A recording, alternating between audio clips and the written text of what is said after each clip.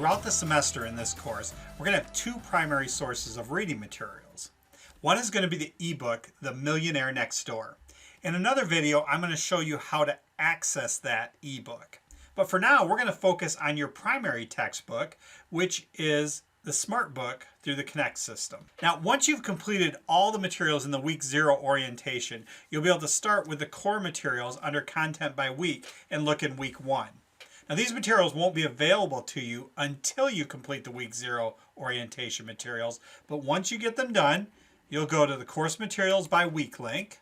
Then when you enter week 1, you'll see that I have the assignments and tasks for you to complete listed in a sequential order. You can see A, first watch the summary and the video that I provide. B, read the SmartBook, and that's what we're going to talk about here. And then there's some video questions, some exercises, a quiz, and some other information that you'll want to cover each week, including this week a couple discussion board posts. For now, what we're going to focus on is the SmartBook.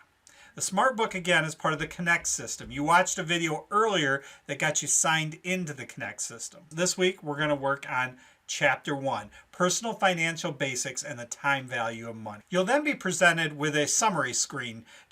I'm going to begin now. We're really close to getting started. On this page, we're given another little bit of summary about what's ahead. This includes the due date of when the assignment is due.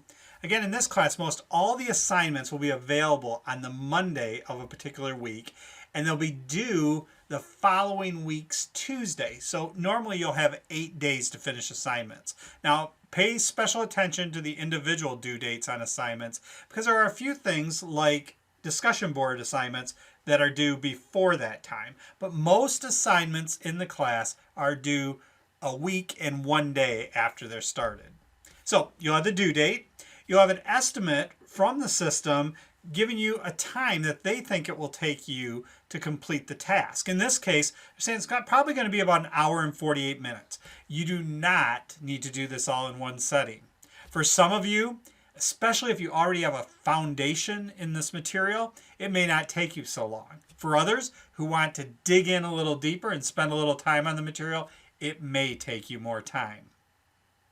In your case, this button, the first time you use it, will say Start Reading.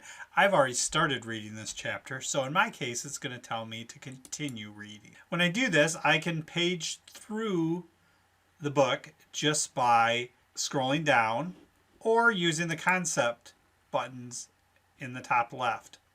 Now, just below the concept buttons, where I can move from concept to concept, are page buttons, where I can move forward and backwards in the pages. Now, you have to read and answer the questions in the SmartBook. So at some point, you're going to want to go to the questions. You could have started with the questions before reading, but for most people, I normally don't recommend that. You're not going to have the answers to the questions until you do the reading. And you're not going to be able to go through this entire assignment, these SmartBook assignments, without actually getting all the concepts achieved, getting them all right. So let's go ahead and go to the questions. One of the things you'll notice up toward the top of the page is there's a little progress bar. Now, we had 60 concepts to cover. I told you I had been working on this a little earlier. My progress bar currently shows 1 out of 60 concepts completed because I've answered some questions previously. And right now, it wants me to go on to concept number 2. And it asks the question, the third step in the financial planning process is developing financial goals, reviewing or revising the financial plan, identifying alternative courses of action, or evaluating risk.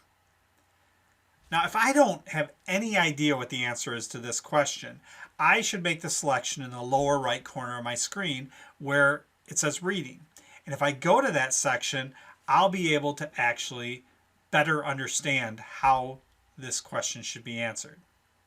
Let me look at the question one more time. The third step in the financial planning process is developing financial goals, reviewing or revising the financial plan, identifying alternative courses of action, or evaluating risk. I don't know what that third step should be. So I'm going to go to the reading. I'm going to read through the material. Eventually, I get to a section where it talks about the steps of the financial planning process. The third step is identifying alternative courses of action. I guess I understand that now. Is that one of my options? Looks like it is. Now, I just kind of went through the material to find an answer, and that shouldn't give me too much reassurance that I really know the concepts.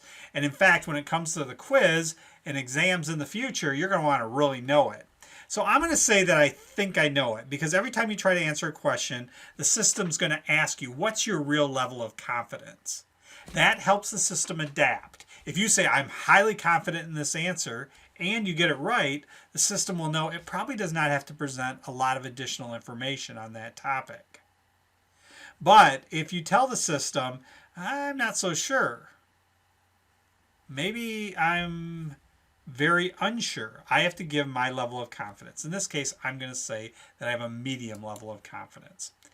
It says I'm correct. I can go on to the next question. Notice that just because I answer the question does not mean that the system thinks I have a new concept completed. It's going to ask me a series of questions until it believes I've really completed those concepts. So let's take a look here. According to the text, what are the benefits for most people in organizing their personal finances? And as we look through these options, I just really don't know. So at that point, I'm going to want to go back to my reading. And I would say for most students, it's going to make sense to go through your reading, try a couple questions, keep reading, try a couple more. Eventually, you'll have completed everything you need to complete with your SmartBook assignment when this progress bar at the top slides all the way over to the right and it says you have completed 60 out of 60 concepts. When you do that, that's when you'll have the full points for this assignment. Earlier, we talked about how this assignment can take up to 1 hour and 48 minutes. Again, I don't expect you to do this all at once. That would not work for most people. Anytime you want to stop, just hit the exit assignment button. When you do, you'll get a little warning. Do you really want to exit? And it's not much of a warning because even if you do exit, it's going to tell you that you'll be able to pick up where you left off. So I'm going to go ahead and I'm going to exit, and it brings me back to Blackboard. Now when I go back into the SmartBook, the system knows where I left off and lets me begin from there. Remember, a key piece of this is you need to get all the concepts covered. Again, right now, I've only completed 1 out of 60. I'm reminded of that again as I re-enter on the summary screen. Once you have all 60 completed, then the assignment is completed. The SmartBook is an adaptive tool that respects your learning.